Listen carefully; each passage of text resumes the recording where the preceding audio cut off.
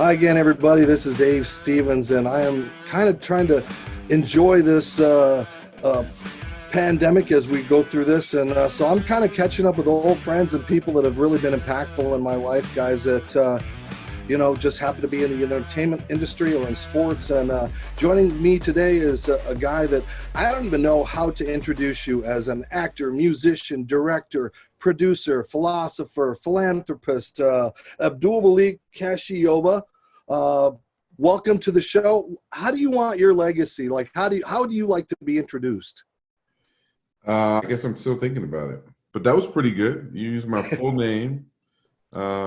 I thought you were going to say philanderer, but you said, I don't know, man, with kind words, with truth. That's good. That's a good start. I'll take that.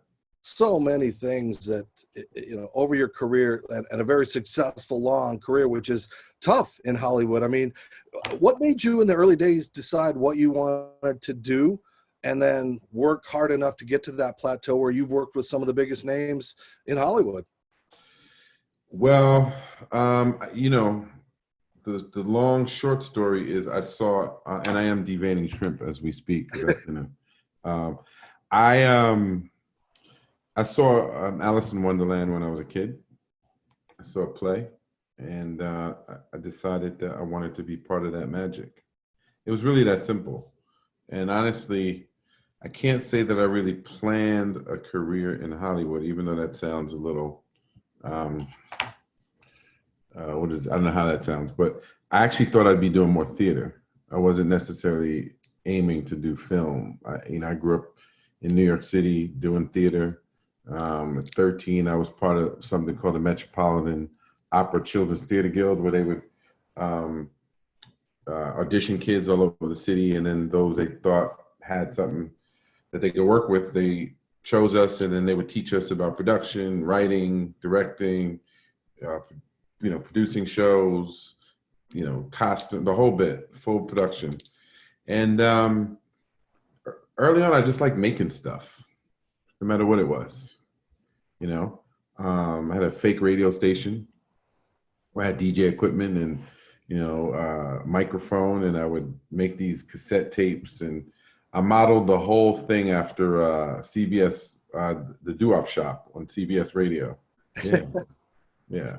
Now you're holding up well. I mean, with the craziness, I mean, you're supposed to be on lots filming things and learning lines and working on your next project. So like, how is this working out for you? Well, the best part of this is talking to you. This is the best part of my quarantine right here. April 24th.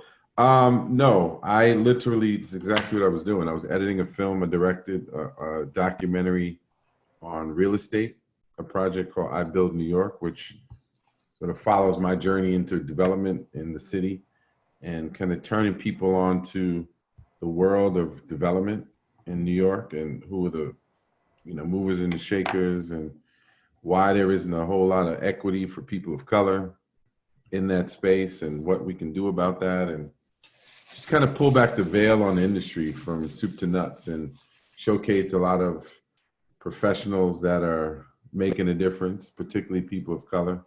And then I have my one-man show that I got to do twice last year at the Apollo Theater in New York. Harlem to Hollywood, which is something I've been working on for a really long time, over 15 years, putting that show together, developing the characters and the script and writing music for it. And it showcases all of my theatrical gifts in that sense, like 20 different characters that I mentioned, about 10 original songs. And it's a funny, dramatic, heartfelt look at my life, but the life of many people through these multiple characters. And it's all set in a therapist's office.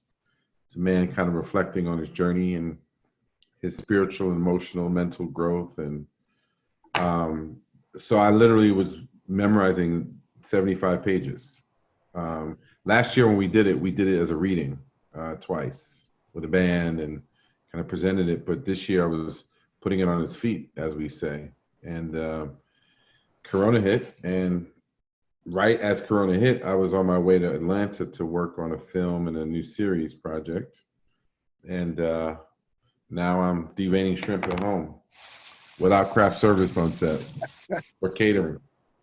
Well, you've been on some pretty awesome movie sets, and all my friends, once they found out I was going to talk to you, it's weird Wait, that friends? yeah.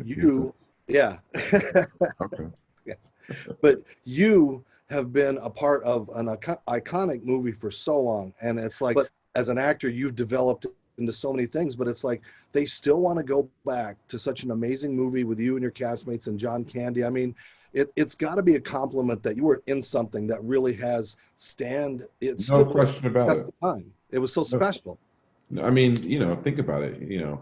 Hundreds of thousands of movies have been made, and to be part of something that's a classic, that's an evergreen that plays every year on television multiple times, and I love it. I mean, one of the greatest joys of a film like that is I've met families.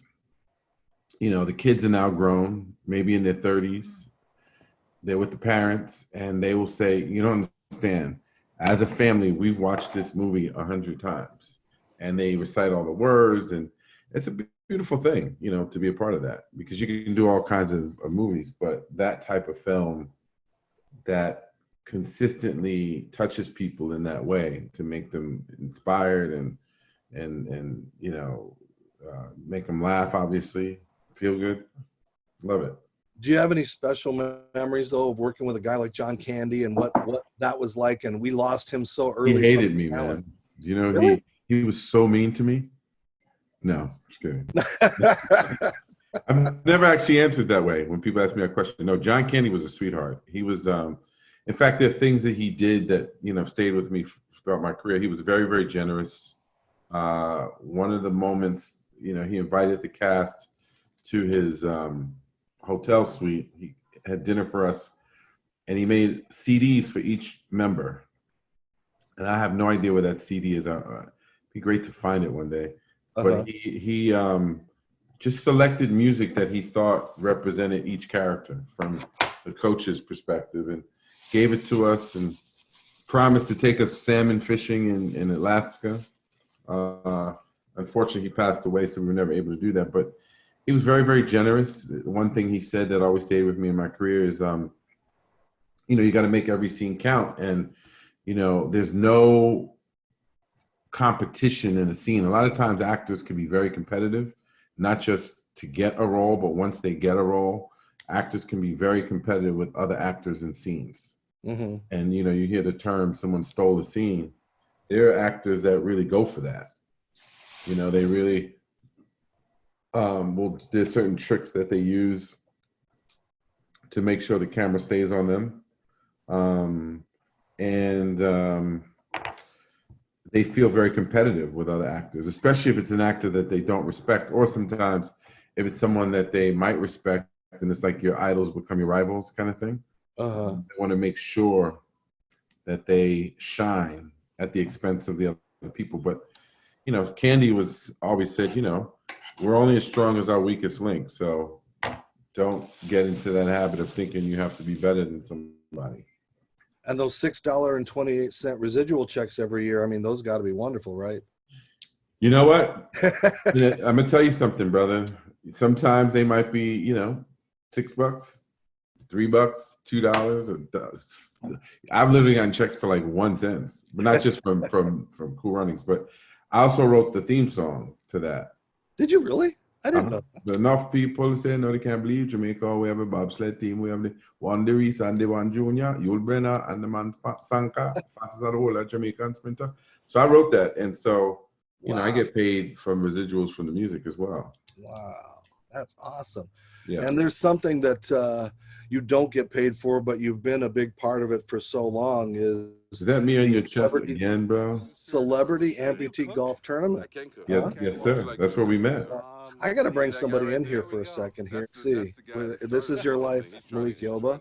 Ha ha. How's that? Look at that. Look at the setup, man. I love it. Yeah. What's happening, Bowen? This is a good media ambush for Malik, because I like it. We've been brothers for so long, and we can't get to see each other. But Dave, well, you know what? It my feels like friends. we just saw each other yesterday. It does. What's up, handsome? How are you? I'm doing fabulous. How are you doing? You getting your little lunch? This is dinner. I'm making some curry shrimp. He's been cooking while we've been talking. And just for our viewers that are watching, Dave Bowen down here on this shot started the Celebrity Amputee Golf Tournament 15, 16 years ago. Malik got involved. He's been a big part of this event. He got, these 2004.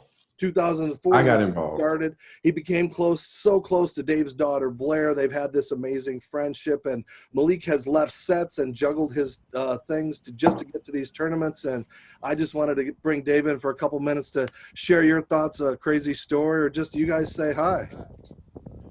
Well, I've got a lot of crazy stories with this dude, but families are watching, so we can't, Yeah. Well, I'm trying to think of the craziest story. I mean, he's done so many different things that have impacted other people's lives that have been a part of my life.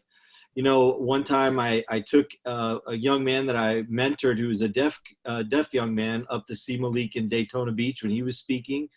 And that was a life-changing moment for that young man. Yeah. And then I brought another kid to the set of the show Thief. In New Orleans. Cleveland Berto, who's now acting. He was on the show. He just did a show about Salt and Pepper, or Salt and Pepper, I guess is the rap. Is that how you say the rap? The rap group, Salt and Pepper. Uh-huh. Yeah. He's in a movie or a show about them. His first opportunity to be exposed to actual acting in the set was with Malik, and that's where I met Yancey Arias. So wow, yeah.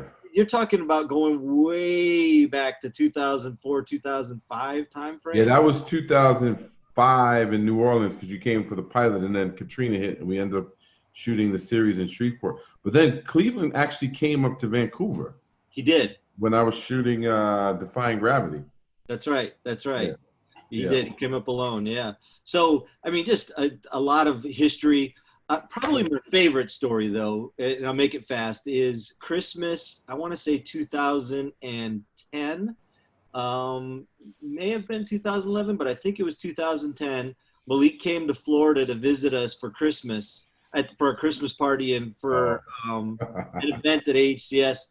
And we had a group of people over at our house, and all of us, and our kids, Blair and Dylan, were learning how to play guitar at that time. And everybody's out in the living room and we're all having a good time. And all of a sudden we hear this music coming from Dylan's bedroom. And we're like, what in the world? There's no way our kids are playing the guitar like that. And we go in and Malik has them both sitting down and he's playing a little concert for them and singing a song that he written for his daughter. And so that's probably one of the sweetest memories of our friendship. Yeah. Well, it's thank you for that walk down memory lane, because then I think about Blair picking me up at the airport. Like to she can now drive. She was like, how old was she when I met her? Like 4? 2004, she'd been 3. 3, yeah. And then in 2018, the last time I saw you guys, she picked me up from the airport, which was kind of crazy. Thanks for jumping in, Dave. I appreciate it, and give my best to everybody in the family. And I love you, brother. Love you too. Thanks for having me. Hey, quick question, man. How you guys holding up? I mean, you've kind of been preparing for this with the homeschooling your kids forever and keeping everything. Yeah, it hasn't been a terrible negative impact from a family perspective on the family life and the school education-wise. But it's obviously impacted a lot of other areas from a financial perspective with the slowdown with the SBA stuff. There's just been a lot of impacts. More so, though, I would say I've got a lot of friends who've just been really impacted in a negative way that you be praying for them, because it's just doesn't seem to be any end in sight with everything. Right. We're doing good. Thank you for asking. Your family's good. Everybody's good. Yeah, for the most part. I mean, not to get all heavy, but my mother has Alzheimer's, so I've been dealing with that. Oh, man, I'm sorry to hear that.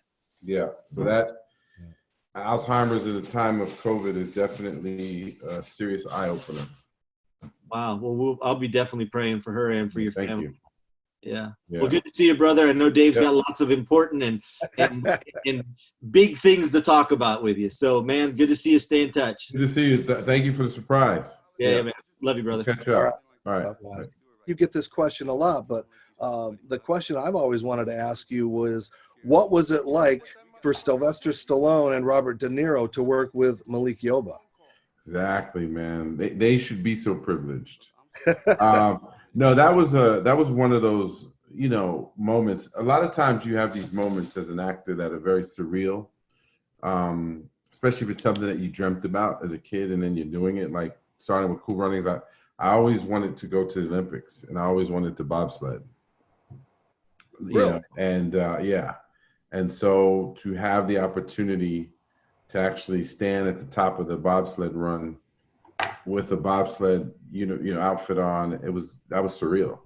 Or seeing John Candy walk into the rehearsal for the first time was like, oh shit, that's John Candy. And, when I'm doing Copland, I'd known De Niro because I used to run a youth program that he supported called the City Kids Foundation. So he would, him and James Rosenthal, his producing partner, were very active with the organization. And I grew up in New York and I knew a lot of celebrities. So it wasn't about like just being around celebrities, but it's when you are meeting people on the same playing field, literally. I remember playing in Tiger Woods' Williams World Challenge and, being on a golf course with Tiger. I played with, Billy Casper, was in my foursome. Wow. But to stand there with Tiger, not just as a fan in the gallery, but to, play in his tournament, it's a trip. And so that movie was one of those times as well where you watch people make movies your whole life, and then next thing you know, you're in scenes with them. And it's good to discover, either ways, just the things you can learn from them, approach to the business, approach to the work itself. Well, I know you watch people, not just actors, but you watch just normal people, and you take a part of those in the characters that you do. And I've always wondered, you're funny, you're a lighthearted guy, but is it a bigger challenge to do comedy, or is it a tougher role to be a bad guy or a tough guy or a very dramatic actor? I think it can all be tough, and they're all limbs of the same tree. I think in order to be a great comedic actor, understanding drama, understanding conflict, understanding timing, you have instincts, because it's also not just what's written on the page, but what are you going to bring to it, through your embodiment of the moment. I think the biggest challenge for me has been, because I've done a lot of dramatic roles, a lot of times folks don't see you as funny. And so that's one of the reasons why I wrote my one-man show, is that I needed to show all of my talent, because people generally, not just in Hollywood, but only believe what they see, right? And it's hard for people to see anything past that, right? So you have to show them. And that, what you've had to do in your life, right? People think they know you just based on what they see, but then if you have another gear, you have to make sure that they can see that. And one of the things I've done, even in dramatic roles, is I always look for the humor. Even if a scene is really dramatic or, emotional or whatever it might be, you always try to find a way to find some levity, because that's kind of what we do in life as well, right? Even when, during Corona, this is horrible, but you got to find humor in it. So I think in general, it's about getting people to shift their perception of you and being okay with that. Yeah. Well, you talked about having a voice, but how do you deal with having that voice and being such a public person, and then you get bashed, or tabloids and all these things how do you deal with that as a person, and then go, I still need to get my voice heard? Like, how do you deal with something like Well, that? that hasn't happened much. But it did happen last year for me, for the first time in my career, where, just same way I met you at the Scarlet. Come off as, let me put it in the shot. Here's the thing, so in film, right? If I show it in the shot, then you understand what's going on. If it's out of the shot, you're like, what the hell is that noise? So you show it in the shot. Continuity. Not continuity, but just it helps the audio visual relationship make sense for the viewer.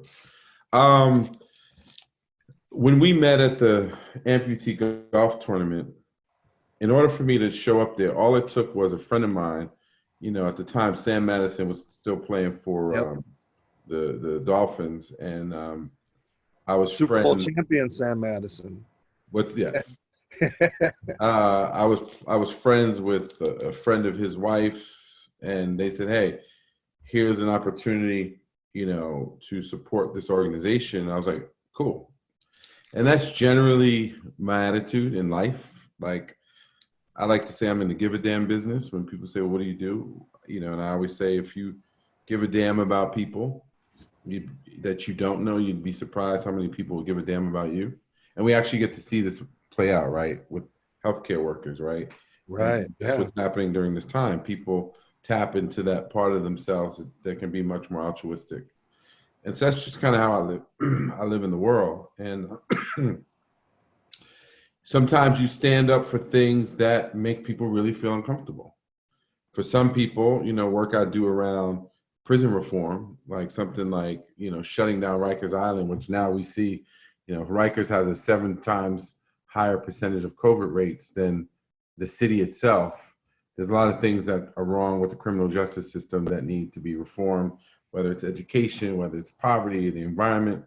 But out of all those things, the only time I ever got any backlash, honestly, was when I stood up for the transgender community last summer. And, some people really took exception, and some people took the opportunity to take advantage of the moment and spew out falsehoods. And that's crazy when you experience something like that, where we live in a world with social media, which can be very powerful, so we can connect and share good information and encourage each other and inspire. But there's some deviant souls out there that say, oh, here's an opportunity to take advantage of something that I know makes people feel uncomfortable. And I can say some lewd and lascivious things, and whether they're true or not, all I have to do is lob that Molotov cocktail out into the middle of the road. Somebody's going to get burnt. May not get everybody, but someone's going to feel it. And that kind of thing, and everything that can follow that, that's very, very, very difficult to deal with. But fortunately, I have tools, and meditation is a tool, and prayer, and Reiki, and knowing the right things to read, and music, right? All those things, working out, can help manage unexpected stress or loss or disruption. And then ultimately the truth sets you free anyway, right? But you have to be careful. And fortunately, something like that didn't make it to, national news and like tabloids, and it lives online, right? And it's, that's a click and view economy. Right. And you learn like, oh, you can't say certain things to certain people because all they need is a salacious headline to get clicks and views, and then that's how that drives their revenue. And that's really sad, a sad state of affairs, that evolution of scandalous headlines since the beginning of printed media. That's what it was, right? Back in the day, like what's going to grab your attention and purchase that newspaper. But you stay in your truth, bro. You just, I'm here to serve God. I'm here to serve people. Like, keep it moving. Sometimes you got to sit down, though. You got to sit down and go, wait. This isn't what I was expecting. So let me back up. Let me recalibrate. But the most important thing is you get up and you keep staying on the mission. Because at the end of the day, for me, And COVID is another example of why this work is so important. Something like a virus that we can't even see has the power to disrupt indiscriminately across every socioeconomic, political background, faith, culture, religion. And that to me is an example of just how love can go too. I don't have to know you, know your political affiliation, know your faith, know your back. I don't have to know any of that stuff to recognize your humanity and say, I see you as God sees you. You are a person, you are worthy, and how can I uplift you? And even in those gray areas when people could be less savory, having compassion and leading with love, I mean, that's really what I feel like is my secret sauce for longevity in this business as well. I don't think it's just a talent. I think it's a certain type of heart and intention that allows you to vibrate at a certain frequency and be aligned with the things that can help sustain you. Well, I always wondered, because we have such a good friendship, but it's like you get that uncomfortability. It's like, holy crap, this dude has no legs and he's going to play golf. I mean, how long did it take for you to get over, seeing something like that and then processing it and going, hey, that's Dave's normal. This is my normal. We can just survive with our normal. Well, the youth program I told you I used to run is called the City Kids Foundation. And I worked there from 19 years old to 24. But even before that, I worked at a place called the Upward Front After School in Harlem, starting at 17 years old. I've always been around people who have different abilities and different conditions, and so number one, it's about meeting people where they are in every situation, right? And so when you meet someone, and someone like you're gregarious, you're engaging, you're just one of the fellas, right? And so I met you where you were, and you just move from there and don't try to pull people into where you are. It's the same way I actually dealing with my mother with Alzheimer's. One of the things I had to learn was stop trying to pull her back into our world. Like if she thinks she lived in 15 different places, okay. And you've been here before. She's seen every movie on Netflix. She's designed every home I've ever had, even though she used to, but like where I'm currently living, I did it. But she can come here like, oh yeah, remember when we bought that? And I'm like, yep. She'll read that. I'm like, so I just think it's about that. Well, as we wrap up, I got to ask, we have any news on New York Undercover what's going to happen, especially? I know nothing, brother. A lot of stuff, I know nothing. I mean, we shot the pilot. Dick Wolf had his deal going on with Universal. Last I checked, it did not get picked up for a series, although there was a lot of talk it would. I don't know.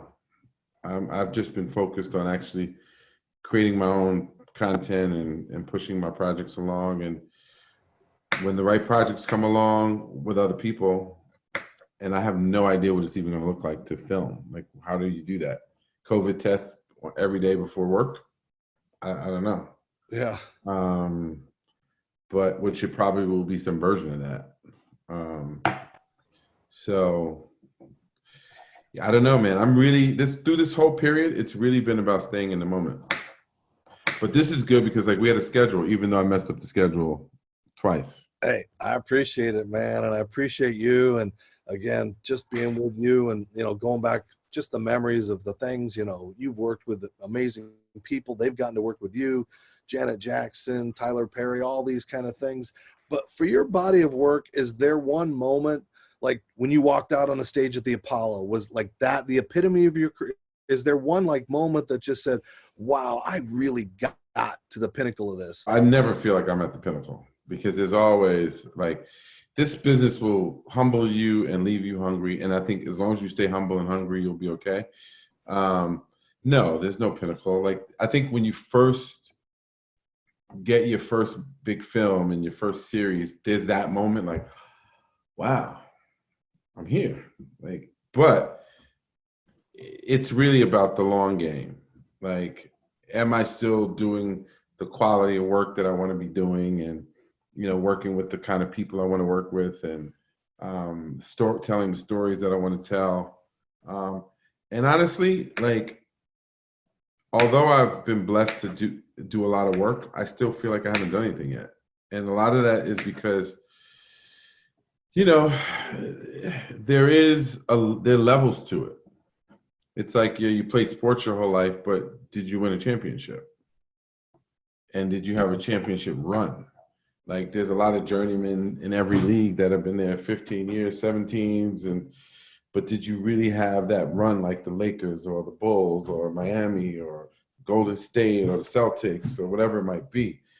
And I think that as long as you're in this business, you have that feeling like, of course, I'd love to work with Scorsese. Hopefully I'm available when a call comes, or some new young director I don't even know who's in film school right now, who's working on the next amazing film. And there's so many stories to tell, so many types of people to work with. So no, I'm just grateful that I've been in a business that I still enjoy. I really miss it too. I really miss acting. Like, I haven't been on a set since, other than, like, I directed my film this summer, which is like, that was an amazing feeling though. Like, directing my documentary this summer. I love directing too. So the thing for me is I can love all of them equally. Like, I could love being just the actor. I can love being a director and a producer and writer and musician and performing live versus being on set. I've heard you say in interviews that we continue to evolve. I think about that every single day, especially during this time. Like, who am I becoming during this time? It's like a blank slate. It's like an opportunity to really cleanse. I know who I've been, but I don't know all of who I can become. So I think about I know that. your mind, you probably have all these ideas that you can't execute them because you can't start putting things in place. No, it's more about the internal work, mental, emotional, spiritual. Like, it's that stuff, because I can't control any of the other stuff. So what am I doing? I'm learning new songs. Like, I never really learned other people's music. The music I perform and sing is always my own.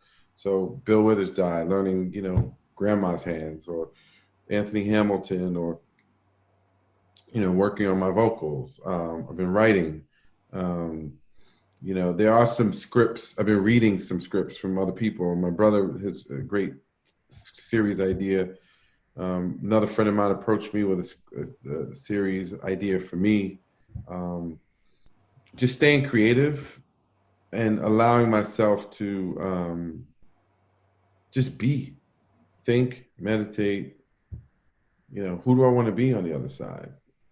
Who do I want to be today? Like, really, I think about that because, I don't know. Like, maybe, is there another pivot in my acting career? I've been doing real estate development as well, right? We just opened a building in Baltimore right before everything happened, and we had to shut down. We didn't lease up yet.